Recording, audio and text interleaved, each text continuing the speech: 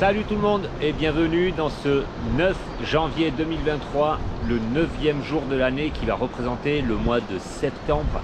Et en ce mois de septembre, attention, je vous souhaite de faire la paix avec la mort.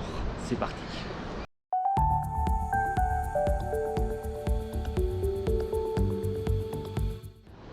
Alors quel sujet piquant, douloureux, complexe. Et moi je vais pas trop m'étaler dessus parce que c'est pas du tout mon champ de compétences principal, mais par contre j'ai des expériences avec ça et c'est de ça que je vais vous parler.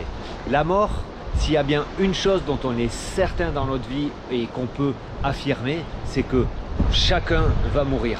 Nos enfants vont mourir, nos parents vont mourir, nos grands-parents, nos frères, nos sœurs, nos cousins, tout le monde sur cette terre va mourir un jour, en tout cas de nos jours. C'est pour ça que je vous invite ici vraiment à faire la paix avec la mort. En Occident et dans beaucoup de pays, la mort c'est quelque chose de triste, c'est quelque chose de douloureux, c'est quelque chose de lourd.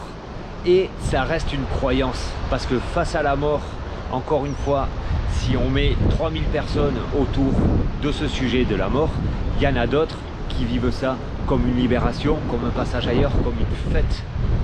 Donc le fait que ce soit douloureux, noir, tout cramé, tout ça, c'est une croyance que l'on se fait. Le fait de faire la paix avec la mort, qu'est-ce que ça va nous apporter? Déjà pour les deuils, ça va pouvoir nous permettre de le vivre beaucoup mieux et beaucoup plus intensément dans la bienveillance, parce que on accepte que la mort vienne sonner à la porte de notre famille ou de nos proches régulièrement. Ça va nous arriver encore cette année, ça nous est arrivé à tous l'année dernière. Le fait de faire la paix avec la mort, ça va nous permettre aussi de mourir en paix. Et mourir en paix, c'est quoi? C'est réussir à préparer notre mort du mieux qu'on le peut, en tout cas quand on la sent venir, notamment par les maladies ou par d'autres choses. C'est de la préparer pour pas laisser des champs de mines derrière nous, que les gens, les vivants, doivent rester, qui restent, doivent gérer et doivent vraiment se charcler avec ça. Et ça permet de pouvoir rassembler nos proches et de dire ok, il y a une mort imminente qui arrive pour moi, on va préparer tout ça, on va en parler, on va être joyeux, on va être triste, on va pleurer, on va rire, tout est permis, mais on va en parler et on va faire la paix avec ça.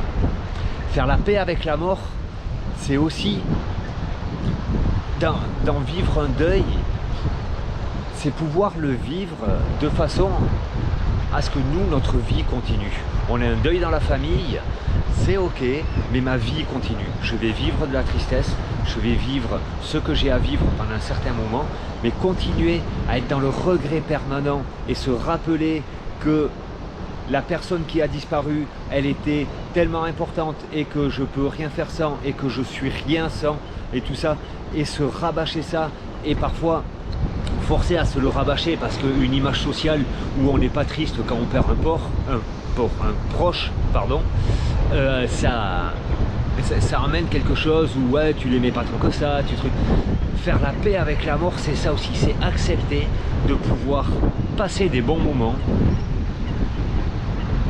après la perte d'un proche, et même tout de suite après. On passe des tristesses et ça, mais on passe aussi des bons moments tous les jours, et se remémorer tous les jours pendant des années, que c'est tellement triste qu'il soit parti et que je suis tellement rien. On envoie aussi dans notre cerveau, là-haut dans le ciboulot, mauvaise nouvelle. Et puis lui, il va traiter les flux, je sais pas si c'est les hormones ou je sais pas quoi, je m'étalerai pas là-dessus, mais il va traiter les informations dans le corps comme mauvaise nouvelle, tous les jours, mauvaise nouvelle. Et forcément, il va se défendre contre les mauvaises nouvelles. Et cette défense contre les mauvaises nouvelles, c'est pas quelque chose qui est bon pour nous. C'est comme si on était en permanence dans quelque chose de noir, de sombre comme ça, parce que on s'y maintient dedans. Donc faire la paix avec la mort, c'est aussi ça. C'est aussi se permettre de s'apaiser tous les jours, parce que si je suis en paix avec la mort, ben, c'est ok, tout devient ok, quoi qu'il arrive. Voilà, mon petit partage du jour. En tout cas, je vous souhaite vraiment un joyeux mois de septembre.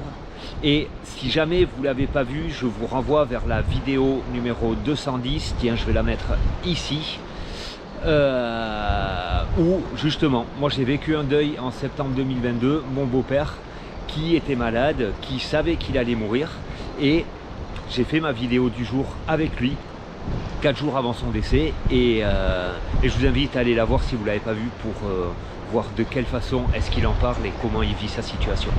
Voilà, on y va avec ça, et je vous dis à demain pour de nouvelles aventures. Bye tout le monde!